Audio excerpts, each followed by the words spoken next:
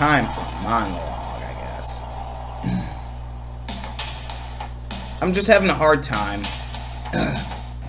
trying to find, like, no biases in anything anymore, especially when it comes to the political situation that has inflicted the country right now. We are separated between a clear line of divisiveness, and it seems to be that one person wants to blame the other. I commonly think that the two-party system is going to collapse, or that the best solution to it would be for the right and the left to find a ground of negotiation and bring issues into light and talk amongst each other about them instead of, stonewalling each other or shouting insults at each other or promoting any sort of bigotry, so to say, which there is bigotry out there, yes, there's no denying that, but is it this huge influxation of white supremacists and skinheads encroaching our nation? I mean, I don't hear any recent stories of, like, a group of skinheads and neo-Nazis, like, literally burning down an entire city. So it's just like they're sitting there kind of blowing out proportion. But yes, I understand that, we don't want to harvest Nazi ideologies or any white supremacist ideologies.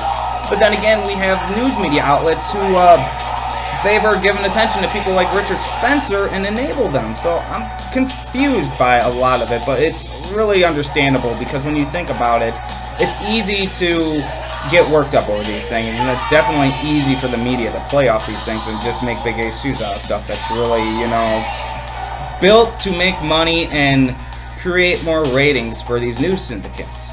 So I find it all troubling, and I am in fact in favor of destabilizing mainstream media because I find it dangerous to American society, particularly when it becomes one-dimensional. It hasn't gone beyond any point of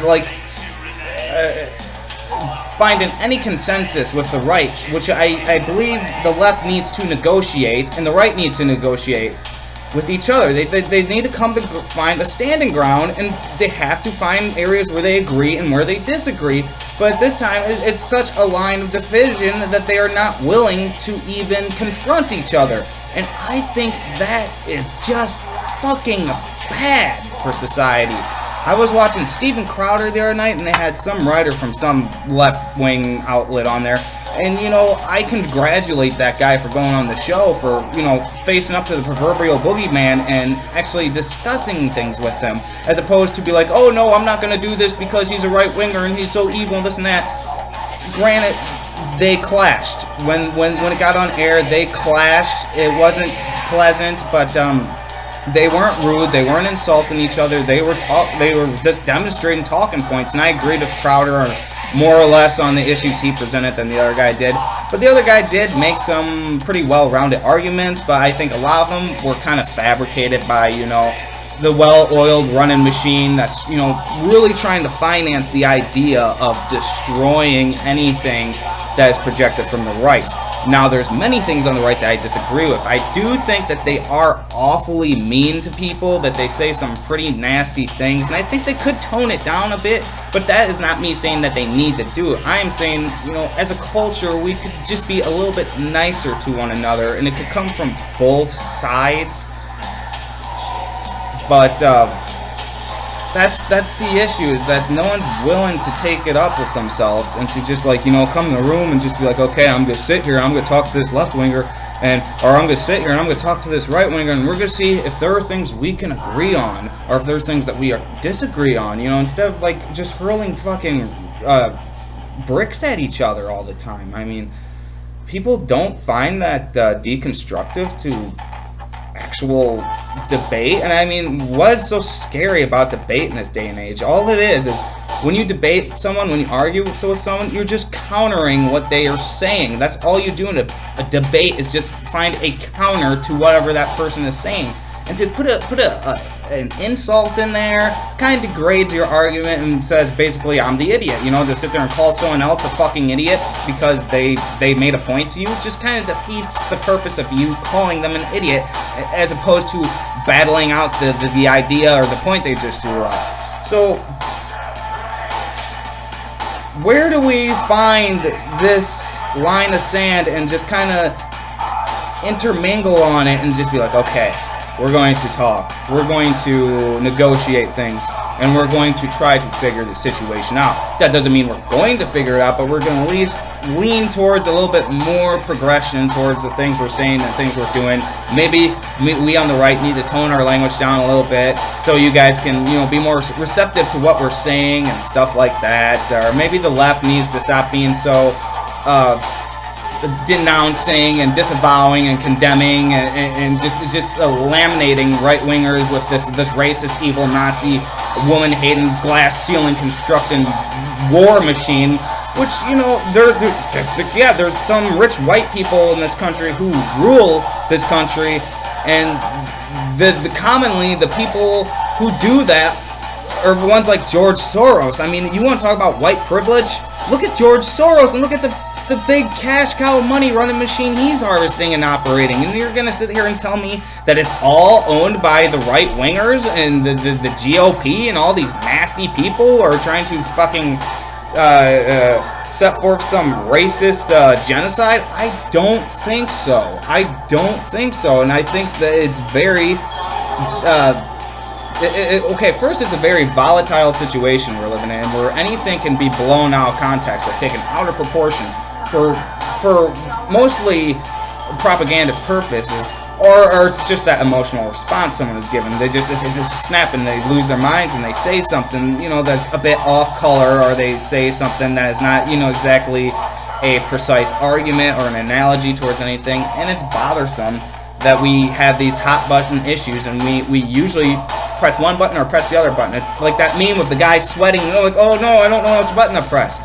There has to be a middle ground somewhere where people can just stand there and be like, alright, I'm going to analyze the situation from both sides and then I'm going to draw a conclusion from that. Instead of heading to MSNBC or CNN News and being like, okay, their opinion is now my opinion. You've got to realize everyone speaks propaganda. I speak propaganda. You speak propaganda. Everyone speaks propaganda. I seem to kind of tend to think and kind of tend to dictate upon the idea of like listening to, well, perhaps not a groupthink ideology of propaganda, but the propaganda you speak forth yourself. Because if you speak your own propaganda that is regardless of what the left says and regardless of what the right says, then you're speaking on your own thoughts. And I think that's productive for people. I think that helps people. I think that shapes for a better system, a better society, and less issues. But it's just like people they gotta stop being so afraid of that idea, you know? It's not terrible. It's not a terrible idea to be an independent thinker. I mean, God forbid that you make a point, or God forbid that you try to eradicate a very nasty issue like white supremacy, even though you can't really, I mean, you can't at the flip of a switch make all the racists vanish into the void and cast them off into the abyss as much as you'd like. And all of this, I think a lot of it is out of spite. You know, you got those people who are on the edge and they just wake up one day and they're just like, okay, I'm going to be a communist. Or they wake up one day and they're just like, okay, I'm going to be a Nazi. And I think it is primarily out of this grand machine of hateful, disgusting, ugly, off-color spite. I mean,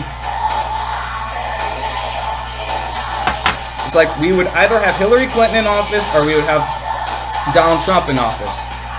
And I think the two main reasons why they would be in office is because A, money, and B, spite. Spite got Donald Trump elected, and spite would have got Hillary Clinton elected, but I think the spite was just a 10-bit stronger on Donald Trump's side. He's in the office now. There's a reason he's in there, and we shouldn't look at the president and be like, oh, he's the problem. Maybe we're the problem. You know, he didn't pass through some vortex into this universe and just fell out of the sky. Whether you think he's from some astronaut from the future playing fourth dimensional chess or what have you, you gotta look at the reality of the situation. He's in there because people have become spiteful from both ends. You know, the right was just like, fuck you, and the left was like, fuck you, and then the right was just like, well, here you go, fuck you, and then they won, checkmate. I mean, that's the reality. That's the fucking reality of it. It wasn't a Russian collusion. It wasn't corruption through politics or anything like that. It was money. It was spite. Donald Trump went against the legacy media, and he defeated them. So it's just like, it's pretty fucking spectacular that he conquered those grounds, I guess. But it's fucked up. It's fucked up.